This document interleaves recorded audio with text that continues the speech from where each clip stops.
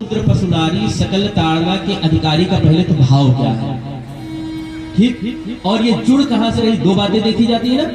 मान लीजिए हम अपने घर से निकले और आपके घर आए, तो हमसे अक्सर लोग पूछते हैं, अरे महाराज जी कहां से आ रहे हैं आप? पूछेंगे कि नहीं पूछेंगे? अमूमन लोग अगर अचानक कोई पहुंच जावे तो ये पूछा जाता है, अरे कहां से आए आप? तो हम बता दें हम वृंदावन से आए, अयोध्या से आए। अच्छा, अरे बड़ी कृपा करिए आप पधारे। अचानक कोई हमारे घर आ जाओ।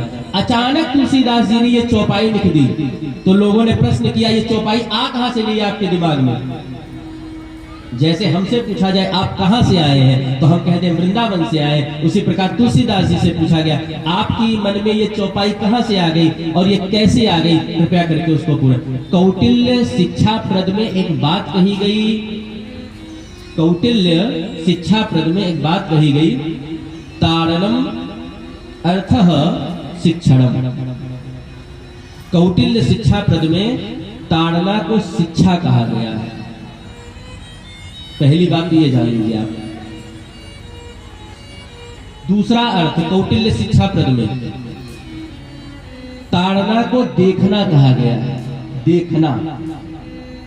आजकल भी, और ताड़ना पूर्वाचार्यों ने, संतों ने कहा कि ताड़ना अवधि भाषा है जिसके दो अर्थ हैं, एक तो देखना और दूसरा शिक्षा।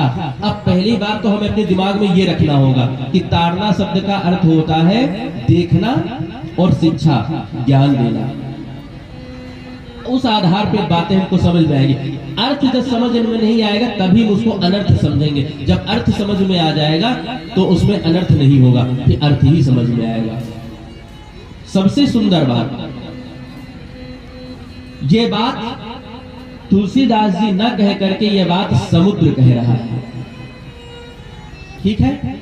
रामचंद्र जी को रास्ता नहीं दिया, रामचंद्र जी क्रोधित होकर के बाण संधान कर लेते हैं, समुद्र प्रकट होता है और प्रभु हाथ जोड़ करके खड़ा हो जाता है और कहता, प्रभु नाराज मत होइए। रामचंद्र जी कहते, क्यों ना नाराज हुए? 3 दिन से भूखे प्यासे बैठे हैं, जगत को हमें अपना शौर्य दिखाना है, भक्तों को रक्षा करनी है, भक्तों के लिए हम अवतार लेकर के आए। मेरे भक्त और भगवान की लीला में तुम बाधक बन रहे हो समुद्र, तुम्हें सुखा दूंगा मैं। तो समुद्र हाथ जोड़ करके कहता, प्रभु हमें सुखा देंगे तो हमारे भीतर रहने वाले जो जीव जंतु हैं सब मर जाएंगे, प्रभु रहने दीजिए, मत ऐसा करिए। तो रामचंद्र जी कहते हैं, क्या करें फिर? तो समुद्र क्षमा मांगता हुआ कान पकड़ करके कहता है, गगन समीर अनल जल धरनी, गगन समीर अनल जल धरनी,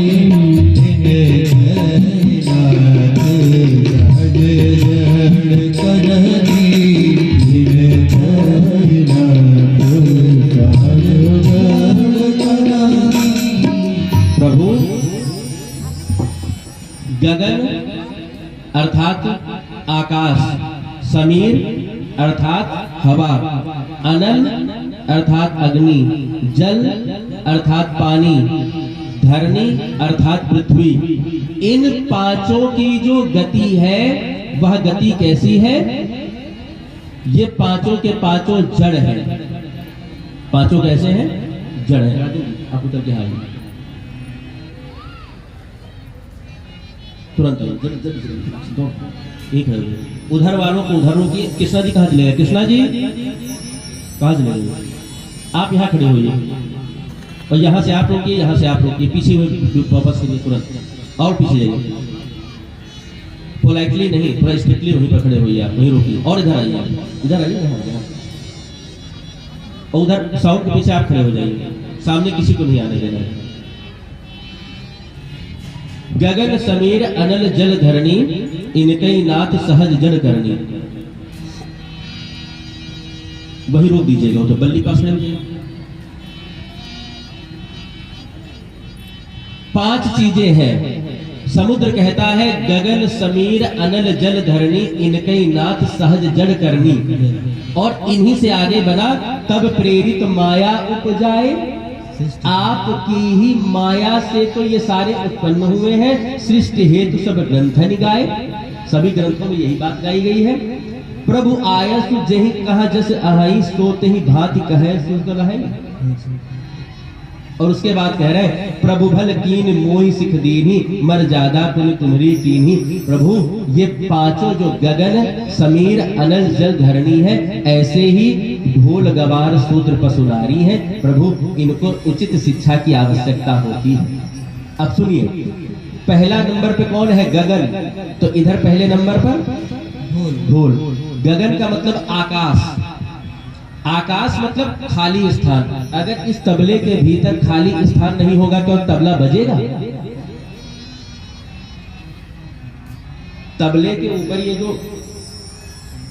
जो लेयर है, इस लेयर के भीतर आकाश ही तो है। अगर आकाश और जो तबला बजाने वाला जो भी व्यक्ति, जो भी महापुरुष है, यदि उचित शिक्षा नहीं पा करके बजाएगा तो तबला तो फोड़ ही देगा। हमें जैसे लोग तो फोड़ ही देंगे, क्योंकि हमें तो पता ही नहीं तबला बजता कैसे। हम तो एक बार ऐसे ऐसे करें भम, सारा आकाश निकल के बाहर।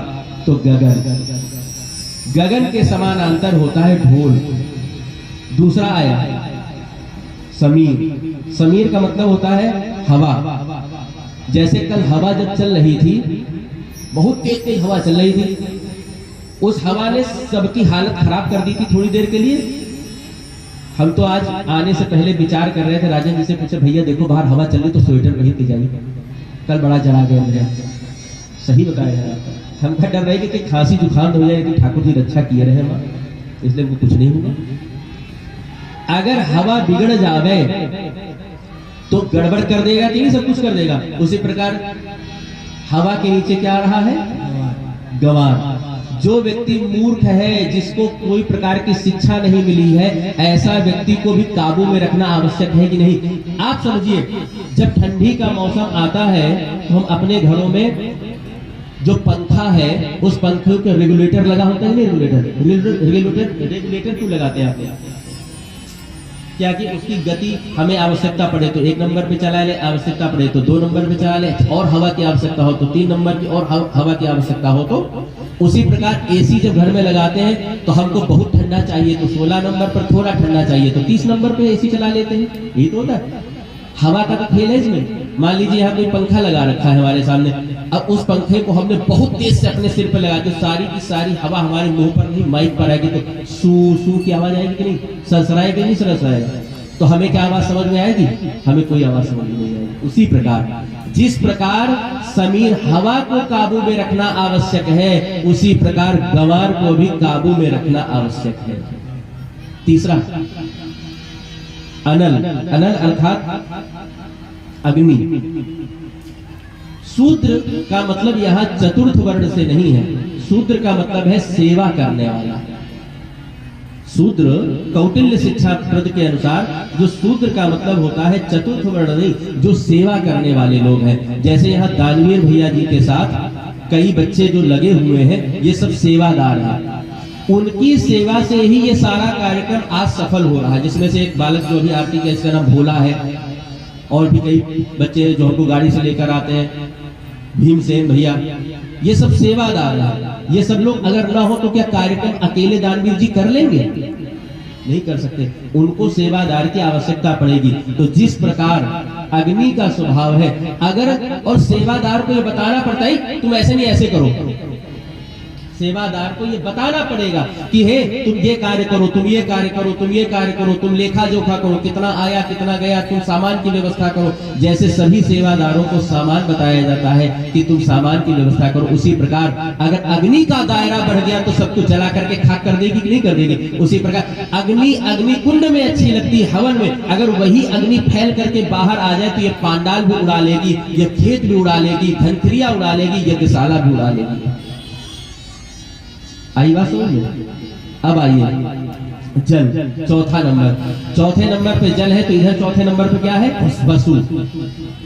जल का तात्पर्य हुआ कि जैसे जल हम सबकी तृप्ति का एक कारण है, जल का भी एक सीमित दायरा है। अगर वो सीमित दायरा से बाहर हुआ, ये जो नहर बह रही है किनारे, अगर वो अपने बांध को तोड़ दे तो पूरा जलमग्न हो जाएगा धन क्रिया की नहीं।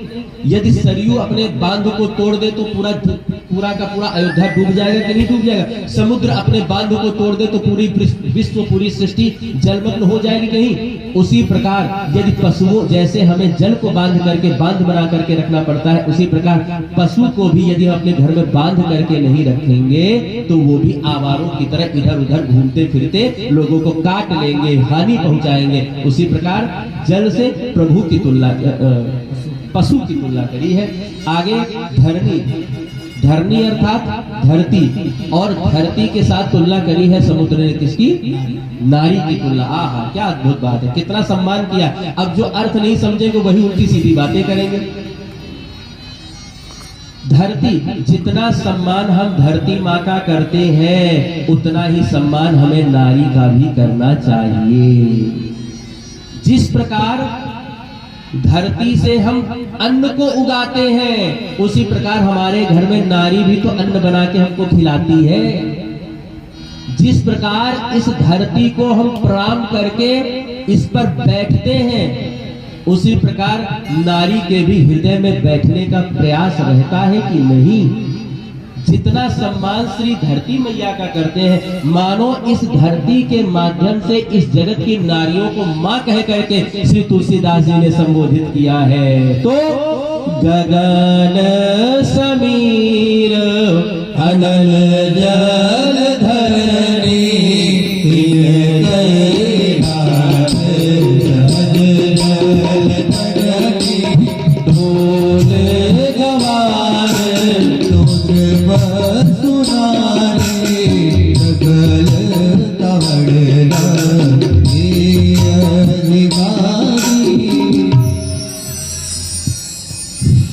इन्हीं शब्दों के साथ यह